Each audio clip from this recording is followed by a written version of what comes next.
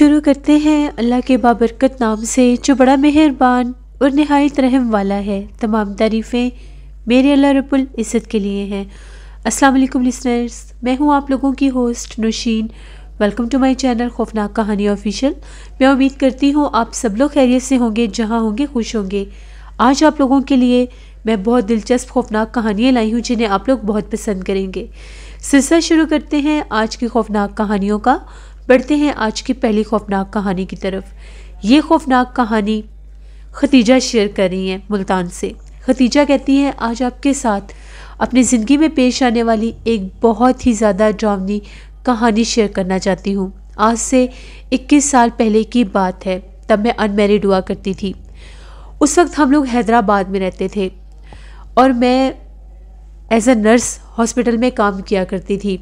Mental hospital में मेरी duty थी। उस वक्त की बात है ये। वहाँ पर मुझे एक दिन डॉक्टर ने बुलाया और ये कहा कि फ़लाँ नंबर जो वार्ड है वहाँ पर एक पेशेंट शिफ्ट हुई हैं। उनका रूम नंबर भी मुझे बता दिया गया। रूम नंबर 17 में एक पेशेंट शिफ्ट हुई हैं और वो बिल्कुल एक यंग सी लड़की थी। बहुत कोई बड़ी फैमिली थी, उनकी वो बेटी थी। तो मुझे ये स्पेशल डॉक्टर ने कहा कि आपने उनका ख्याल रखना है। मैंने डॉक्टर से कहा कि ठीक है, मैं ज़रूर उनका ख्याल रखूँगी। अब मैं हर वक्त उस लड़की को जाके देखा करती थी। वो जो लड़की थी अपना ज़हनी तवाज़न खो चुकी थी। बिल्कुल यंग लड़की थी, 20-21 साल उसकी एज थी, पर वो बहुत ज़्यादा अजीबोगरीब हरकतें और बातें करती थी। अभी वो इस हद तक वाइल्ड नहीं हुई थी कि वो कोई हमला वगैरह करती या मारने की हद तक जाती। बस जब भी मैं उसके कमरे में जाती थी वो ज़मीन पर बाल खोलकर बैठी रहती थी। मैं बहुत कोशिश करती थी, उसको उठाकर बेड पर बिठाती थी, मेडिसिन देती थी, खाना खिलाती थी, लेकिन वो बिल्कुल भी जब भी कमरे में जाती थी या तो वो ज़मीन पर बाल खोलकर बैठी होती थी कमरे के अंदर, या वो बाहर गैलरी में बैठी होती थी।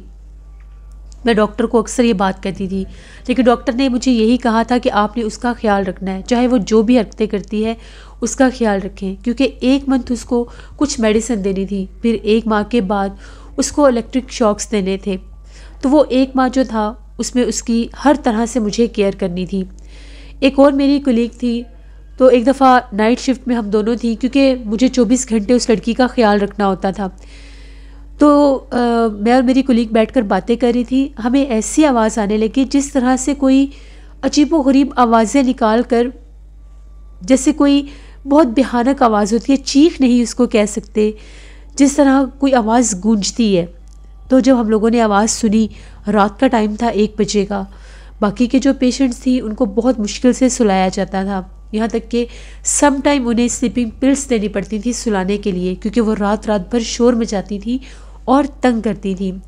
हम लोगों ने जब आवाज़ सुनी तो मैंने उसे कहा कि मैं देख कर आती हूँ, तुम यहाँ पर रिसेप्शन पर ही रहो। वो रिसेप्शन पर थी। जैसे मैं वो आवाज़ सुनने के लिए गई, गैलरी में बिल्कुल अंधेरा था। वहाँ पर अंधेरा कैसे हो गया मैं नहीं जानती, जैसे गैलरी की लाइट्स किसी ने ऑफ़ की हुई थी। मैं स्विच बोर्ड ढूंढती हुई स्विच बोर्ड की तरफ जा रही थी, तो मुझे उसी गैलरी में इस तरह से महसूस हुआ जिस तरह से कोई रेंग रहा है। मेरे पास एक टॉर्च थी, टॉर्च से मैं उसको देख सकती थी। टॉर्च हम लोगों को हर टाइम हाथ में रखनी पड़ती थी, क्योंकि बाज़ औक़ात ये जो मेंटल पेशेंट होते हैं इनका कुछ पता नहीं चलता, ये किसी ऐसी जगह पर भी जाकर छुप जाते होते थे कि जहाँ से इनको ढूंढना मुश्किल होता था। मोस्टली बेड्स के नीचे या किसी ऐसी जगह के पीछे जहाँ पर रोशनी ना जाती हो। टॉर्च मैं लेकर ही गई थी और जैसे मैं गैलरी में आई तो लाइट ऑफ थी। मैंने टॉर्च ऑन की तो मुझे ऐसा लगा कि जैसे सामने अपने घुटनों के बल कोई रेंग रहा है। ये मंजर बहुत ज़्यादा डरावना था। मैं जल्दी से स्विच बोर्ड की तरफ गई। जैसे मैंने स्विच बोर्ड की लाइट्स ऑन की तो सामने वही लड़की थी और वो इस तरह से क्रॉलिंग कर रही थी पूरे वार्ड में। बाल खुले हुए थे, अजीब आवाज़ें निकाल रही थी, बार बार अपने मुंह को ऊपर की तरफ करके वो आवाज़ें निकालती थी। मैं उसको आवाज़ें देने लग गई। उसका नाम ताहिरा था। मैं उसको आवाज़ें दे रही थी कि ताहिरा रुक जाओ, मेरी बात सुनो, लेकिन वो मेरी बात नहीं सुन रही थी। वो उस पूरी गैलरी में अजीबोगरीब अंदाज में क्रॉलिंग करती करती आगे भाग रही थी। मैं तेज़ी से उसकी तरफ बढ़ी तो उसने राइट साइड पर टर्न ले लिया। जैसे वो राइट साइड पर टर्न हुई मैं उसके पीछे गई। मैंने वहाँ पर हर जगह पर छान मारा उसे, वो कहीं पर भी नहीं थी।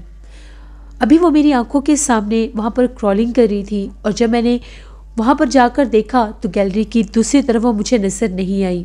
वहाँ पर कुछ वाटर कूलर रखे हुए थे, उनके पीछे भी मैंने देखा, मैंने हर जगह पर देखा, वो मुझे कहीं भी नज़र नहीं आई। मैं भागती हुई उसके कमरे की तरफ गई। उसका कमरे का दरवाज़ा खुला था। जैसे उसके कमरे में झांक कर देखा, वो वहाँ पर भी नहीं थी। अब मैं बहुत ज़्यादा परेशान हो गई। मैं जल्दी से गई और मैंने अपनी कुलीग को बुलाया और उसे ये कहा कि वो लड़की जो है बहुत परेशान कर रही है। इसको मैंने स्लीपिंग पिल्स भी दी थी। अभी वो क्रॉलिंग कर रही थी। अब वो राइट साइड वाली गैलरी की तरफ टर्न हुई है और आगे से वो गैलरी बंद थी। अब वो वहाँ पर नहीं है। उसने कहा कि ये कैसे पॉसिबल है, उस तरफ तो कोई कमरा भी नहीं है, फिर वो कहाँ पर चली गई। वो जो राइट साइड वाली गैलरी का हिस्सा था वो आगे से बंद था, वहाँ पर सिर्फ वाटर कूलर रखे हुए थे। हम लोगों ने दोनों ने मिलकर उसको काफ़ी जगह पर ढूंढा, वो हमें कहीं भी नहीं मिली। जैसे हम लोग उस गैलरी से अभी बाहर निकल रही थी, एकदम से स्विच बोर्ड से दोबारा से लाइट्स ऑफ हो गई। हम लोग दोनों बहुत ज़्यादा डर गई। हम लोगों ने पीछे पलट कर देखा तो ऐसा महसूस हुआ कि जैसे स्विच बोर्ड के पास से कोई तेज़ी से गुजरा हो। हम लोगों ने उसको आवाज़ें दी। जैसे हम लोगों ने जाकर स्विच बोर्ड ऑन किया, वहाँ पर कोई भी नहीं था, कमरों के दरवाजे बंद थे, जबकि हमें वहाँ पर एक परछाई नज़र आई थी। हम लोग उसको फिर आवाज़ें देने लग गए। तभी हमें बहुत ज़्यादा भयानक हंसने की आवाज़ें आने लग गई। वो बहुत ज़्यादा डरावनी आवाज़ें निकाल कर हंस रही थी। हंसी की आवाज़ उसी तरफ से आ रही थी जिस तरफ वाटर कूलर थे। जैसे हम लोग उस तरफ गए, वो ज़मीन पर बैठी हुई थी, उसके बाल खुले हुए थे। हम लोगों ने उससे पूछा कि तुम कहाँ थी, हम लोग तुम्हें कब से ढूंढ रहे हैं, तुम हमें यहाँ पर नज़र नहीं आई। हम लोग उसका हाथ पकड़कर उसको उसके रूम की तरफ लेकर जा रहे थे। जैसे हम लोग उसके रूम के पास गए, उसके रूम का दरवाज़ा अंदर से बंद था। अब ये एक नई मुसीबत थी कि दरवाज़ा अंदर से कैसे बंद हो गया। फ़ौरन से जो मेरी कुलीग थी वो भागती हुई रिसेप्शन पर गई, वहाँ से की लेकर आई। जैसे हमने उसके कमरे का दरवाज़ा खोला, हम लोग दहल के रह गए। उसके कमरे में भी बेड के ऊपर कोई लेटा हुआ था, उसने पूरे सर के ऊपर चादर ली हुई थी। जैसे वो लड़की जो थी वो हम लोगों के मेरे साथ थी, मैंने उसका हाथ पकड़ा हुआ था। उसने चीखना शुरू कर दिया, अपने बाल छटकने लग गई। मुझसे हाथ छुड़वाकर ज़मीन के ऊपर दोबारा से क्रॉलिंग स्टाइल में भागती हुई उसी गैलरी की तरफ चली गई। मेरी कुलीग ने कहा कि इसके कमरे में ये कौन लेटा हुआ है। हमें लगा कि शायद किसी दूसरे कमरे की कोई पेशेंट तंग कर रही होगी, इसकी आवाज़ें सुनकर जाग गई होगी और इसके कमरे में लेट गई होगी। मैं भागी उसकी तरफ उसको पकड़ने के लिए और मेरी जो कुलीग थी, एकदम से मुझे इसके चीखने की आवाज़ आने लगी। जब मैंने उसके चीखों पुकार सुने तो मैं उसकी तरफ भागी। वो अपने मुंह पर हाथ रखकर चिल्ला रही थी। मैंने उससे पूछा कि तुम्हें क्या हुआ है, तो उसने ये कहा कि अभी यहाँ पर कोई लेटा हुआ था, वो चादर के नीचे थी, मुझे उसके पाँव भी नज़र आ रहे थे। लेकिन जैसे ही मैं उसके पास गई उसको जगाने के लिए, मैंने चादर उठाई तो वो नीचे से गायब हो चुकी थी। मुझे बहुत डर लग रहा है, ये माजरा कुछ और ही है। मुझे तो ये लड़की इंसान नहीं लग रही, कहीं इसके ऊपर कोई जिन्नात विन्नात तो नहीं है। हम लोग तो बहुत ज़्यादा डर गए। वो उसी तरफ जाकर बैठकर रोने लग गई। उसके सर के बाल बिखरे हुए थे, वो बहुत ज़्यादा भयानक आवाज़ें निकाल कर रो रही थी। हम लोग भागती हुई उसके पास गई। जैसे ही उसको उठाने लगे, हम लोग जब उस तरफ टर्न हुई, उसके पास एक काले रंग की परछाई नुमा कोई वजूद खड़ा था और वो बिल्कुल उसके पैरों में बैठी हुई थी।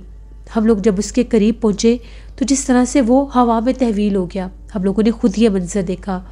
फ़ौरन से मेरी फ्रेंड भागती हुई डॉक्टर के पास गई। एमरजेंसी में रात के वक्त भी डॉक्टर मौजूद होती थी। वो एक लेडी डॉक्टर थी। हम लोगों ने जाकर उन्हें सारी बात बताई और उस लड़की को लेकर मैं उस कमरे में आ गई।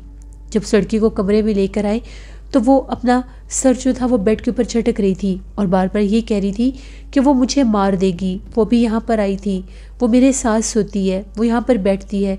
हमें लगा कि जिस तरह से ये अपना ज़हनी तवाज़ुन खो बैठी है, इसलिए ये ऐसी बातें करती है। हम लोग बहुत ज़्यादा खौफज़दा थे। लेडी डॉक्टर भी आ गई। उन्होंने उसे एक हैवी डोज इंजेक्शन दिया जिससे वो सो गई।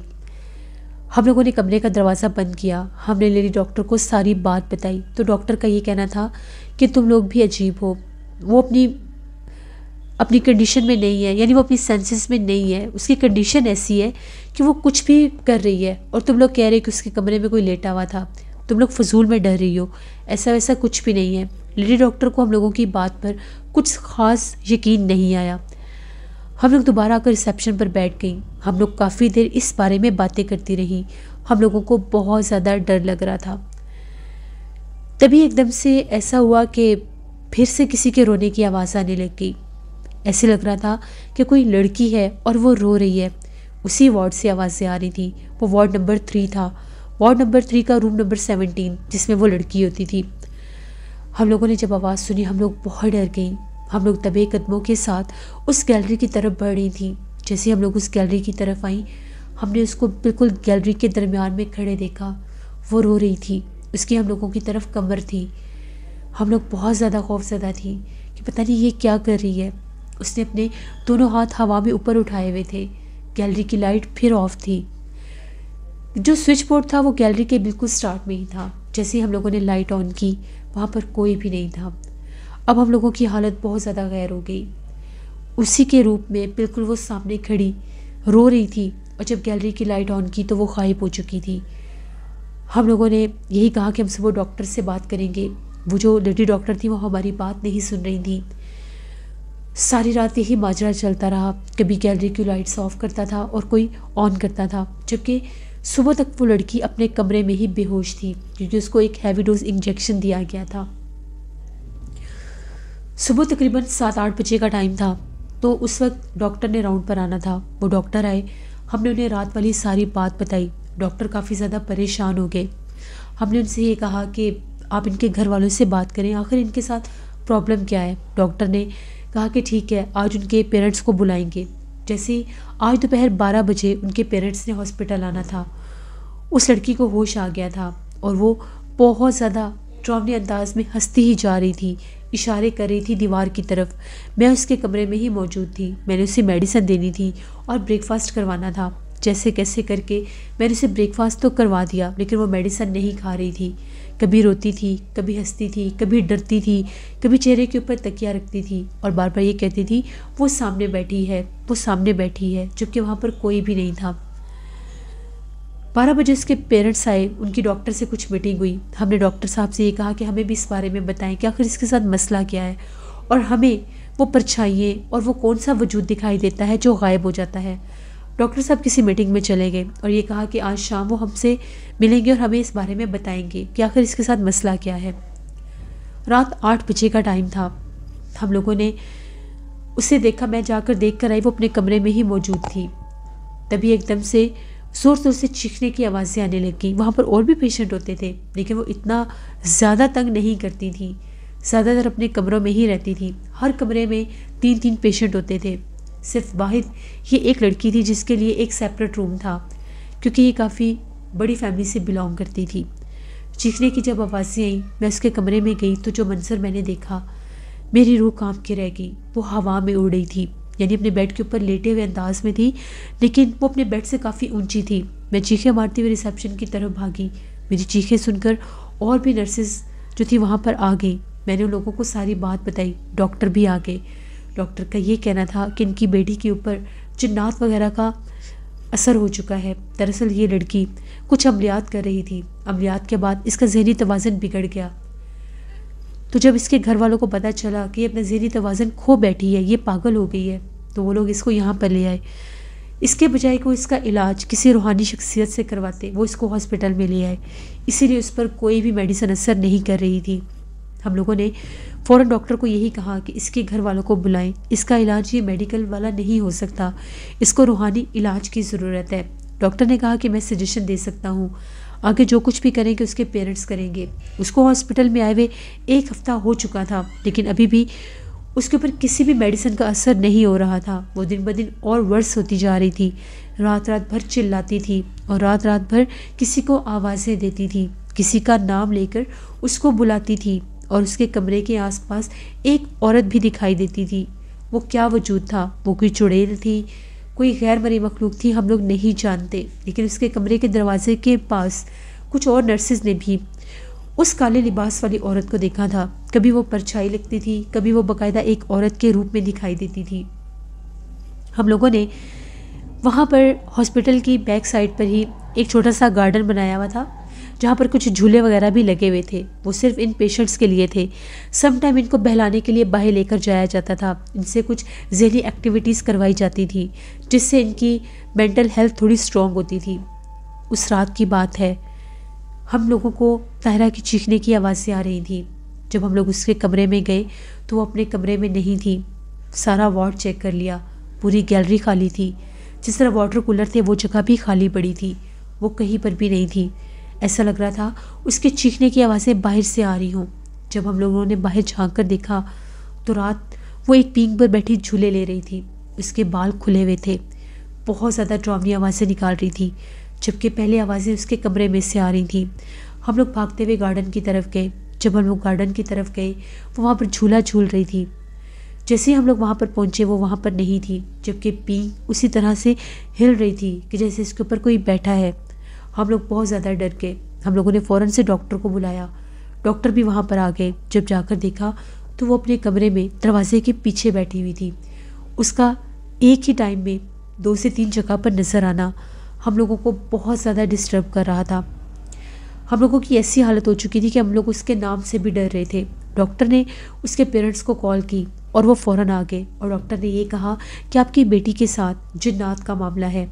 बेशक मेडिकल साइंसेस इन चीज़ों को नहीं मानते, लेकिन हम लोग इसके ऊपर बहुत देर से काम कर रहे हैं। इसके ऊपर किसी मेडिसिन का असर नहीं हो रहा। हम लोगों को इसके कमरे के अंदर, इसके कमरे के बाहर एक परछाई नुमा मखलूक नज़र आती है। कभी वो औरत के रूप में आती है तो कभी वो किसी परछाई के रूप में आती है। आपकी बेटी का रूप लेकर वो मुख्तलिफ जगह पर नज़र आती है।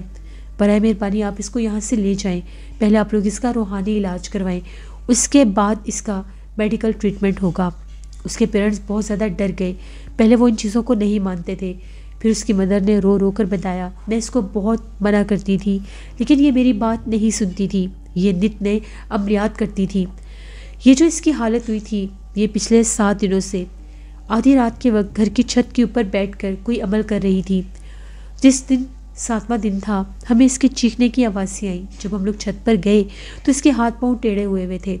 हम लोग इसको उठाकर नीचे लेकर आए। बड़ी मुश्किल से इसको संभाला, लेकिन उस वक्त का इसका ज़हनी तवाज़ुन खो चुका है। फिर वो लोग उसको अपने साथ ले गए। उसके बाद हम लोगों को इसके बारे में पता चलता रहता था, क्योंकि डॉक्टर्स अभी भी उसके पेरेंट्स के साथ इन टच थे। उसका रूहानी इलाज हुआ, किसी आमिल ने उसका इलाज किया। उनका ये कहना था कि अमल के गलत होने की वजह से वो जिन्नात, वो मखलूक़ात, वो चुड़ैलें इसके पीछे लग गई थी। वही जिन्नात इसको तंग कर रहे थे, जिसकी वजह से इसका ज़हनी तवाज़ुन पलट गया था। काफ़ी अरसा उसका इलाज हुआ, तकरीबन 1 साल रूहानी इलाज हुआ। उसके बाद वो कुछ नॉर्मल होने लग गई। फिर 1 साल के बाद दोबारा वो उसी हॉस्पिटल में लाई गई। वहाँ पर उसका मेडिकल ट्रीटमेंट हुआ। 6 माह उसका मेडिकल ट्रीटमेंट चला। उसके बाद जाकर वो कुछ नॉर्मल हुई। जब 1 साल के बाद वो हम लोगों के पास आई थी वो बहुत वीक हो चुकी थी। वो पहचानने में भी नहीं आती थी। लेकिन फिर 6 माह जब उसका ट्रीटमेंट हुआ उस पर हर मेडिसिन असर करती थी और फिर जाकर वो कुछ नॉर्मल अपनी लाइफ में वापस आने लगी। लेकिन फिर भी वो कुछ अजीबोगरीब ही बातें करती थी। ये एक स्टोरी थी जिसकी मैं खुद आई विटनेस हूँ, जो मैंने आपके साथ शेयर की। बहुत शुक्रिया खदीजा आपका। जिससे ये थी आज की एक खौफनाक कहानी। अपना फीडबैक मुझे ज़रूर दें, आप लोगों को कैसी लगी। आप लोग भी अपनी खौफनाक कहानियाँ शेयर कर सकते हैं डिस्क्रिप्शन बॉक्स में दिए गए ईमेल आईडी noshinmir57@gmail.com पर। इसके अलावा आप लोग मुझे कमेंट बॉक्स में भी स्टोरी शेयर कर सकते हैं। हॉरर स्टोरीज ऑफिशियल पर 4 रातें नावल की आज 8th एपिसोड है और कल लास्ट एपिसोड होगी, उसको ज़रूर विज़िट करें। आप लोगों को वो नावल बहुत पसंद आएगा। इंशाल्लाह नौशीन डेली रूटीन पर मैं कल व्लॉग भी पोस्ट करूँगी, उसको भी विज़िट करिएगा। Neela voice official, horror novels official मेरी सिस्टर के चैनल हैं, उनको भी जाकर सब्सक्राइब करें। रियल घोस्ट स्टोरीज़ मेरे भाई ने चैनल स्टार्ट किया है, जिसमें वो लाइव इन्वेस्टिगेशन करते हैं और ऐसी जगहों का विज़िट करते हैं जहाँ पर जिन्नात हैं। कम्युनिटी टैब में मैं उनके चैनल का लिंक भी पोस्ट करूँगी, उनको भी जाकर सब्सक्राइब करें एंड सपोर्ट करें। अपना बहुत सा ख्याल रखिएगा। अपनी ढेरों दुआ में मुझे, मेरी फैमिली को ज़रूर याद रखिएगा। Thank you for watching. Stay blessed. Allah निगहबान।